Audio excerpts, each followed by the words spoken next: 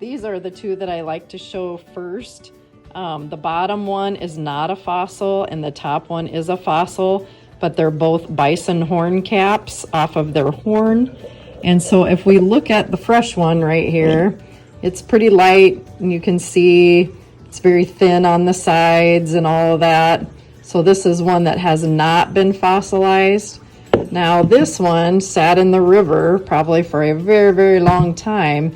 You can see how the sediment would have been washed inside and the minerals and that, and then it fossilized over time. It's a lot heavier, and you can see that it is now stone inside there.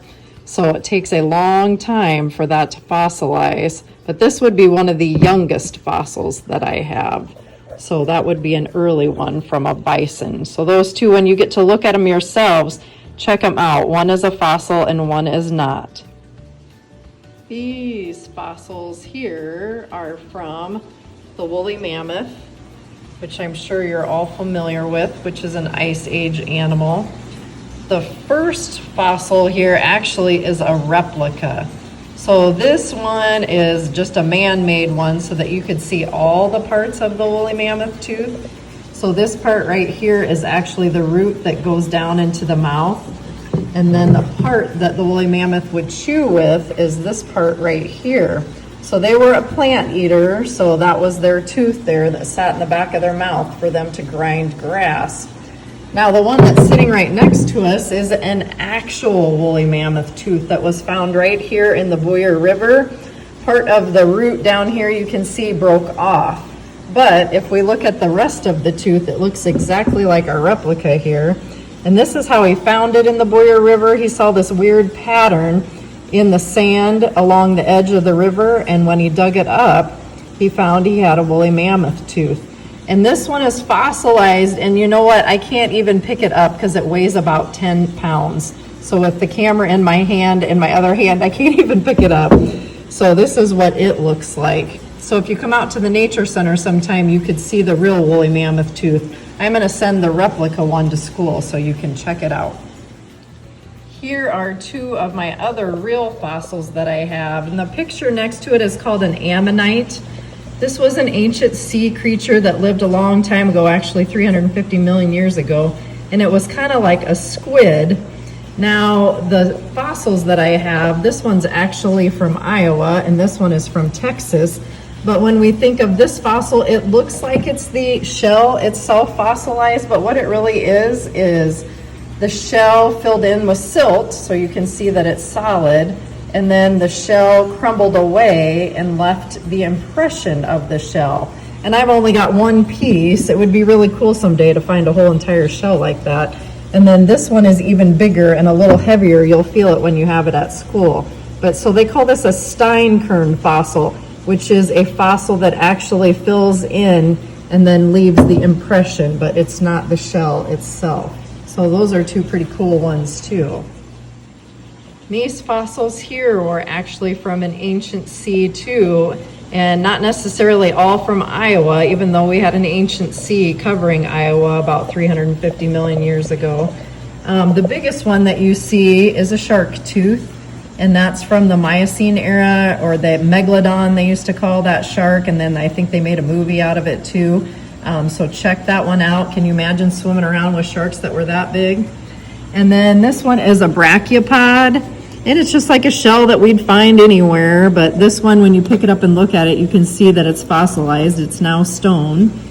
And then a trilobite was another creature that lived in the ocean or the sea. And then this one's pretty easy to tell. That is coral. And we had a lot of coral on the sea bottom in Iowa. We find a lot of coral in different places and quarries and that too. So these are all fossils from the ancient sea. Okay, and then here's our last group in the timeline. These would be the dinosaur fossils.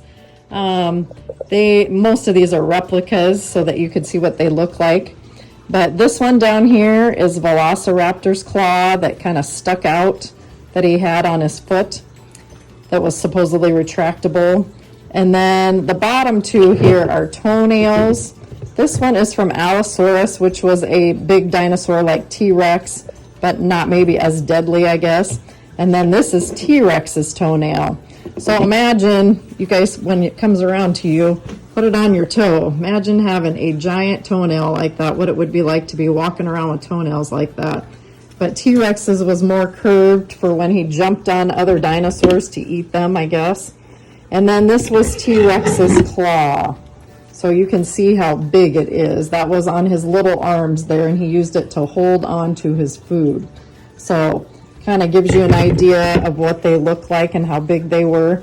This was a replica of T-Rex's tooth. Their teeth were the size of bananas and very sharp. So eating another dinosaur, a small one, might be like eating Doritos, I guess. They had that sharp of teeth there, so that's why they called him the king of the dinosaur. And then one of my real fossils that's kind of my favorite, I'll show it to you here, is dinosaur poop. So you can actually find fossilized dinosaur poop. Anything that would get covered up by sand or mud and get pressed in time, there's lots of different dinosaur poop that they found. Now this one he actually polished, and you can kind of see the colors. And when you guys get to see it up close, you can check it out too. But it's a very beautiful rock now, but at one time it was dinosaur poop.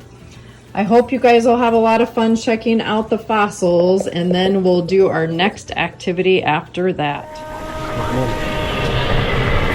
You come to a museum like this one and you have giant dinosaur bones that are mounted as skeletons, but I think a lot of people don't really know how it gets from the ground to a giant skeleton like this. But that is what we're here to find out today. Building a Dinosaur 101.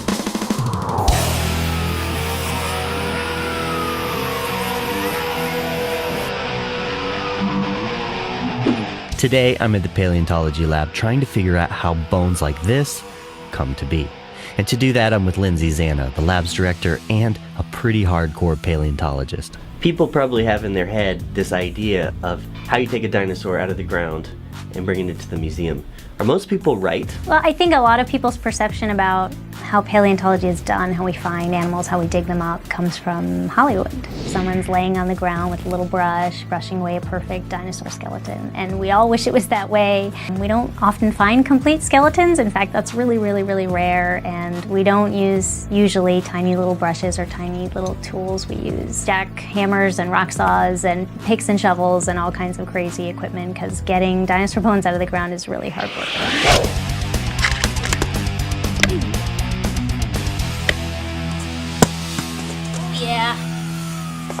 Clearly, Lindsay likes hard work. Now, the site that they found is in Utah, a place they call Crystal Geyser. And it's extremely mysterious because it's a mass grave site, meaning that a whole bunch of dinosaurs all died here at one time, and nobody has any idea what happened. We really don't understand why the bones are all buried in one place. There are everything from tiny little babies to adults at this site. Now, when Lindsay and the crew find where a dinosaur might be, they don't excavate it on site. Instead, they put it in plaster jackets and bring it back to the lab. The only thing is that these are really, really heavy. So these jackets can weigh anywhere from 100 to 300 or 400 pounds or even more. And when you're 12 miles from civilization, the only way to get something like this out of the quarry is to carry it yourself.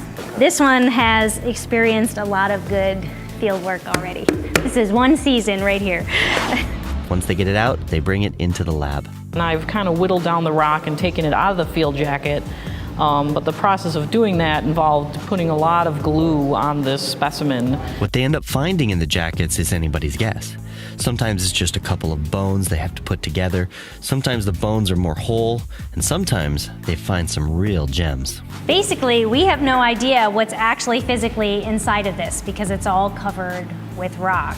But as the volunteers were preparing through it, they noticed very early on this impression of dinosaur skin.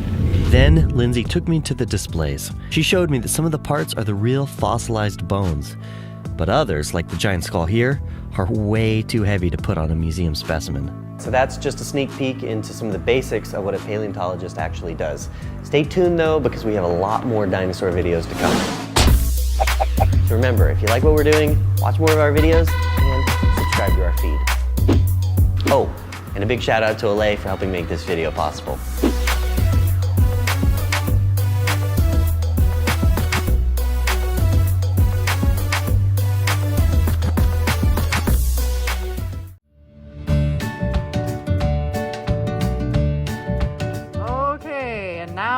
on to the fun part. You get to be the paleontologist. So we're going to give you an example. So meet Jules, our paleontologist for today. She has her limestone with her fossils, and she has her pick. And we are going to give her 2 minutes to dig out all the fossils she possibly can. And then you're going to get a chance to do this as well. So we'll wish you good luck.